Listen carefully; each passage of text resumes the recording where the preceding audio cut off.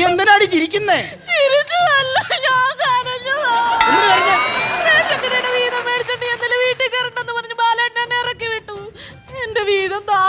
നീ ഒന്നും മനസ്സിലാക്കണം, നമ്മുടെ വീന്ന് പറഞ്ഞാൽ നമ്മുടെ അച്ഛൻ നടത്തിക്കൊണ്ടിരുന്നപ്പോൾ വീതം ഉണ്ടായിരുന്നു.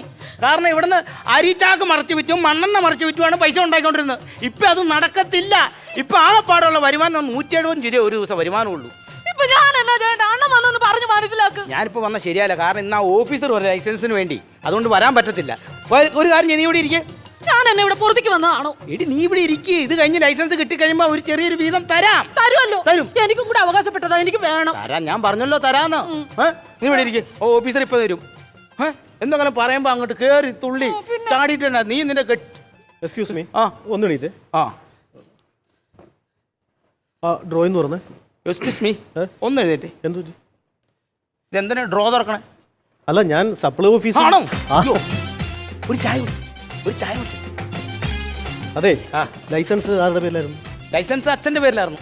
അച്ഛനുണ്ടോ? അല്ല, അച്ഛൻ മരിച്ചു പോയി. ആണോ? സോറി. സ്റ്റോക്ക് ഉണ്ടോ? ഇല്ല, സ്റ്റോക്ക് അല്ലായിരുന്നു. ഇവിടെ നിന്ന് അങ്ങ് ഇറങ്ങിയപ്പോൾ ഒരു സൈക്കിൾ തട്ടിയതാ.